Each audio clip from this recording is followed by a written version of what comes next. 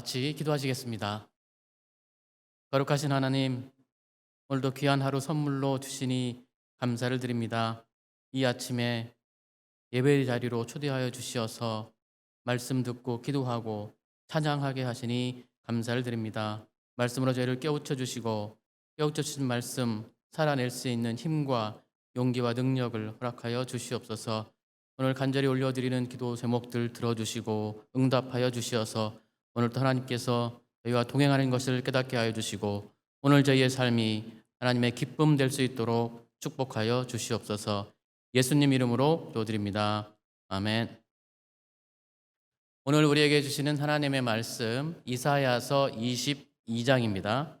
이사야서 22장 5절부터 14절까지 말씀 봉독하겠습니다.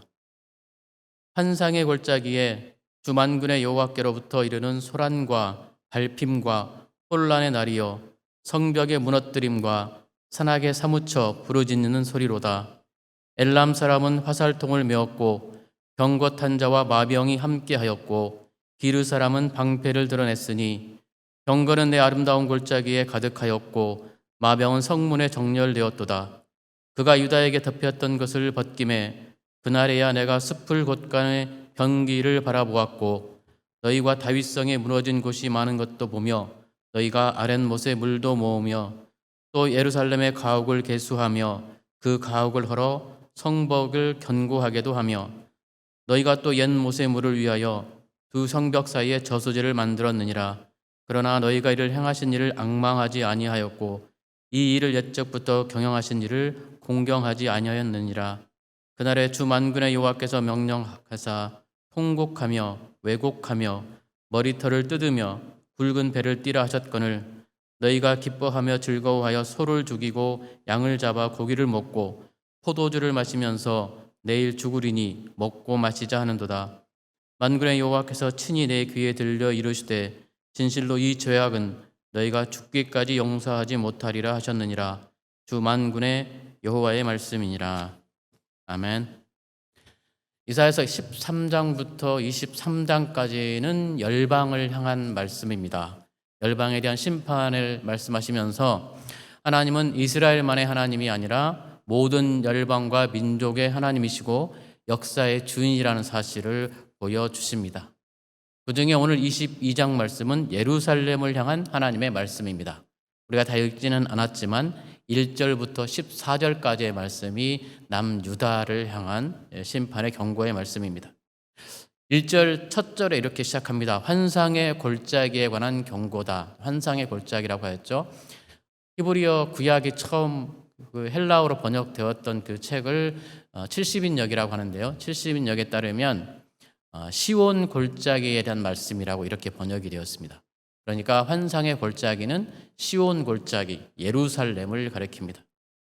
이사야 선지자가 하루는 지붕 위에 올라가서 예루살렘 도성을 둘러보다가 통곡을 하게 됩니다.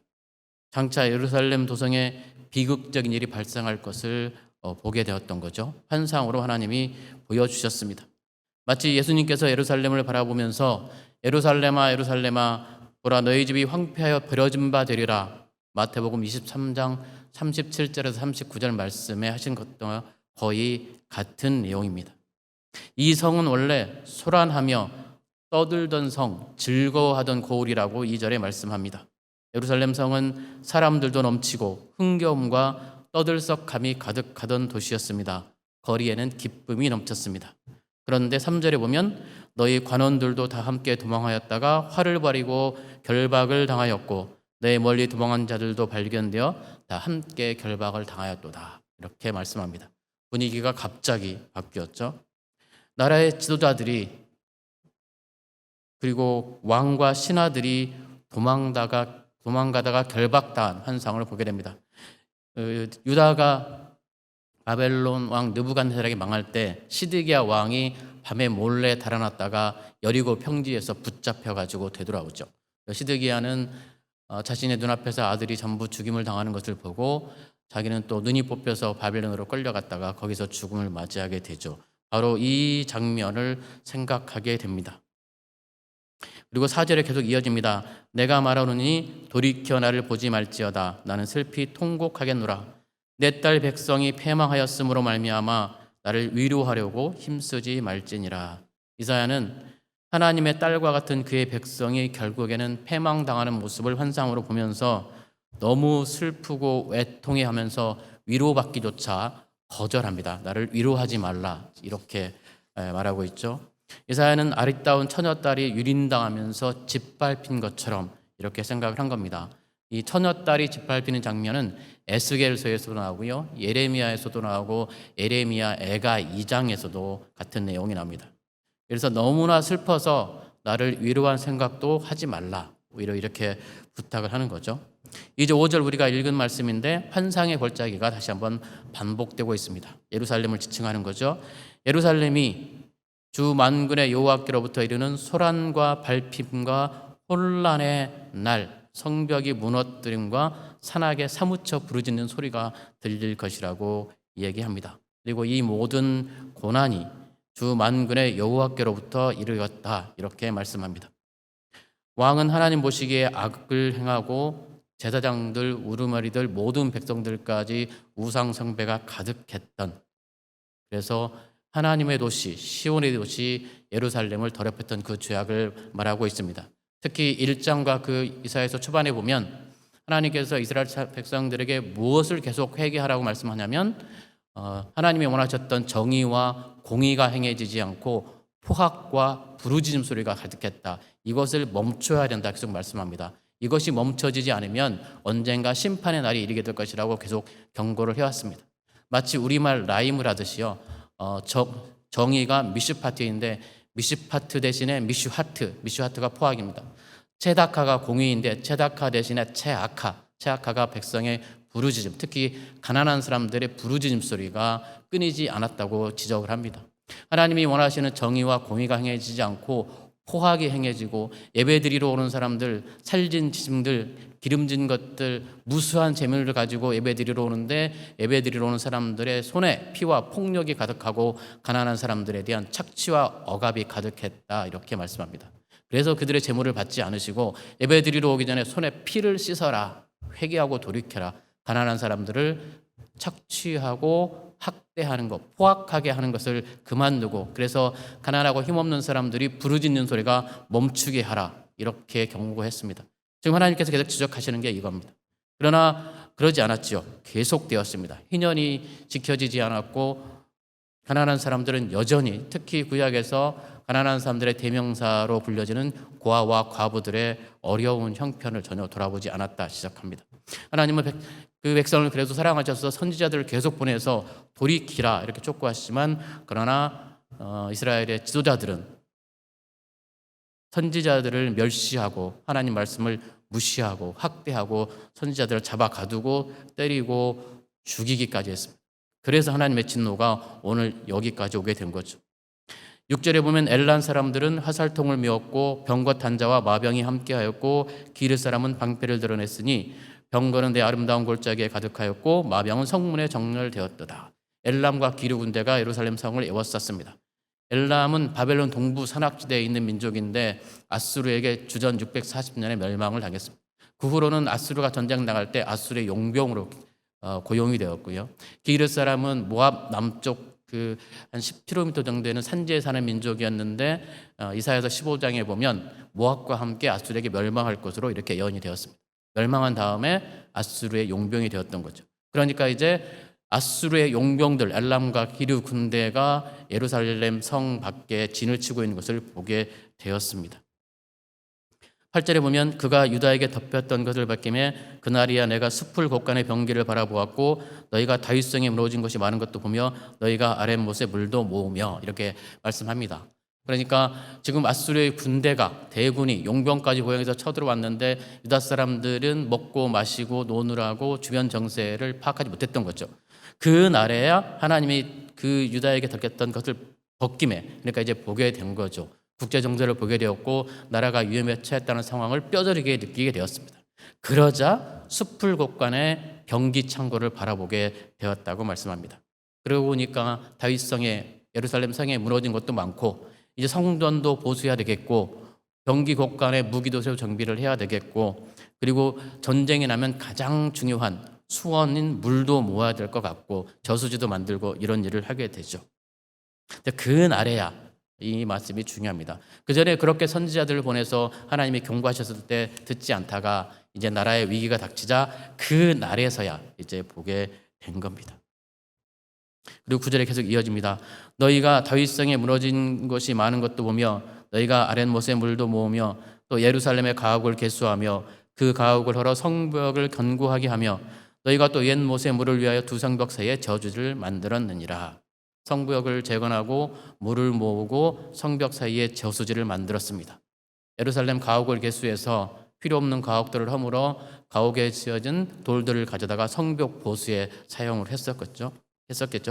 자신들의 수단과 방법을 동원해서 전쟁에 대비한 것입니다. 그러니까 잘못한 건 없죠. 전쟁이 임박해 왔으니 전쟁을 준비하는 것은 너무나 당연합니다. 그러나 그들은 가장 중요한 한 가지를 잊고 있었습니다. 자신들의 수단과 방법은 삶의 근본적인 문제를 해결하지 못한다고 하는 것입니다. 항상 우리는 무슨 일을 할 때 내 생각과 내 수단과 내 방법을 우선시할 것이 아니라 하나님께 묻는 습관이 있어야 합니다. 아주 단순한 습관의 차이 같지만 결과는 엄청나게 달라집니다. 그들은 이 모든 일을 경영하시는 하나님을 찾지 않았다. 이렇게 책망을 들었습니다. 역사의 주권을 잡으시고 모든 열방과 민족을 심판하시는 하나님을 바라보지 않고 그들 스스로 뭔가를 해보려고 했던 것입니다. 역대하 20장에 보면 모압과 암몬의 연합군이 쳐들어왔을 때 그때의 왕 여호사밧은 모든 백성들에게 금식을 선포하고 왕부터 금식하고 하나님께 기도했습니다. 그러자 하나님께서 이 전쟁은 나에게 속한 것이니 너희는 내가 나가서 너희를 위해서 어떻게 싸우는지를 보라 말씀하시고 전쟁에 나가자 친히 싸우셔서 전쟁을 승리하게 해주셨습니다. 여호사밧 왕은 전쟁 나가는 부하들에게 하나님을 굳게 신뢰하라 이렇게 당부를 했습니다. 상황은 변하지 않고 엄청난 외국 군대가 몰려오는 그 절박한 상황은 똑같은데 하나님을 찾느냐 하나님을 버리고 스스로 뭔가를 해보려고 하느냐에 따라서 결과가 이렇게 달라진 것입니다. 그러면서 또 이렇게 하죠. 너희가 이를 행하신 일을 앙망하지 않았다. 책망합니다. 그들은 하나님을 앙망하지도 않았습니다. 그들의 잘못은 전적으로 인간적인 노력에만 의지하고 하나님을 의지하지 않는 것, 바로 이것입니다. 만일 예루살렘 백성들이 여호사밧처럼 하나님께 기도했더라면 그들은 어쩌면 그 전쟁의 위협에서 벗어날 수도 있었을 것입니다.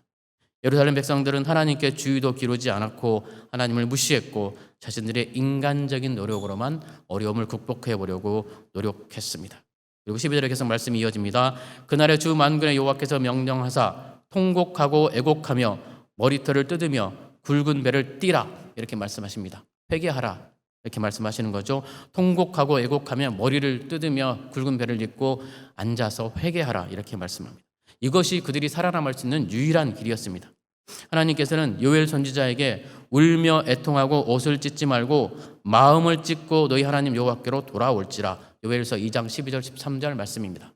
그리하면 그때 여호와께서 자기의 땅을 극진히 사랑하시어 그의 백성을 불쌍히 여기실 것이라 요엘 2장 18절 말씀입니다. 회개하고 가던 길을 돌이켜 하나님께 돌아오는 것만이 절망적 상황에서 살아날 수 있는 유일한 길인 것입니다. 그러나 그들은 오히려 흥청망청거리며 내일 죽을 것이니 먹고 마시자 이러면서 더욱 타락한 삶을 이어갑니다. 13절 말씀입니다.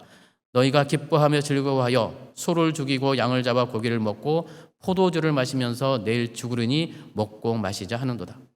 하나님은 그들에게 살 길, 용서받는 길을 명령하셨습니다. 거대한 재난 앞에서 하나님께서 그 백성에게 요구하신 것은 상하고 통회하는 심령이었습니다. 13절 말씀에 또 이어집니다. 만군의 여호와께서 친히 내 귀에 들려 이르시되 진실로 이 죄악은 너희가 죽기까지 용서하지 못하리라 하셨느니라. 주 만군의 여호와의 말씀이니라.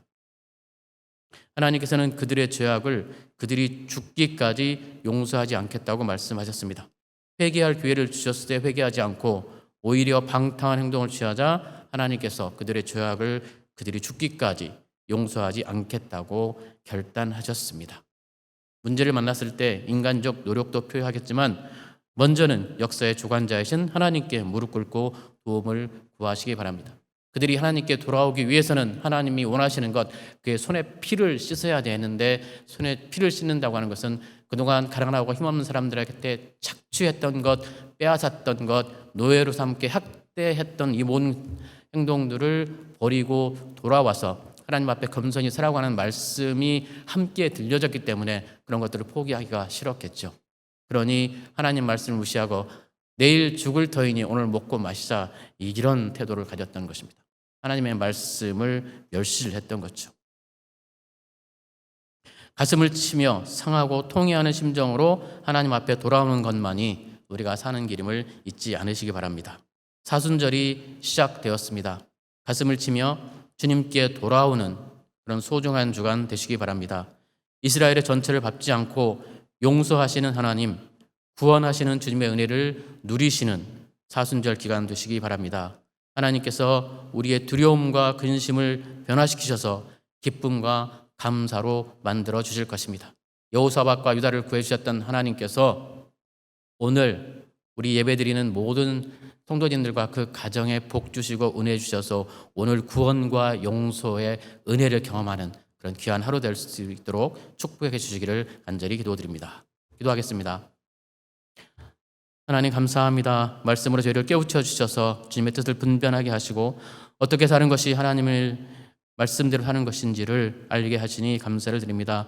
하나님이 원하시는 정의롭고 공의로운 삶 살 수 있도록 도와주시고 하나님이 잘못했다 책망하실 때 사람을 보지 아니하고 우리의 능력을 바라보지 아니하고 주변의 도움을 구하지 아니하고 눈을 들어 우리의 도움이 되시는 여호와를 바라볼 수 있도록 도와주시고 상하고 통념하는 심령으로 주님 앞에 무릎 꿇을 수 있도록 도와주시고 오늘 주님의 은혜를 간구할 수 있도록 도와주시옵소서. 하나님 죄인을 용서해 주시고 저 같은 죄인도 용서해 주시는 놀라우신 하나님의 사랑과 은혜와 용서의 깊이와 높이를 오늘 경험하는 복된 하루 되게 하여 주시옵소서. 그래야 우리 삶이 하나님이 기뻐하시는 삶 살 수 있도록 하나님 축복하여 주시옵소서. 예수님 이름으로 기도드리옵나이다.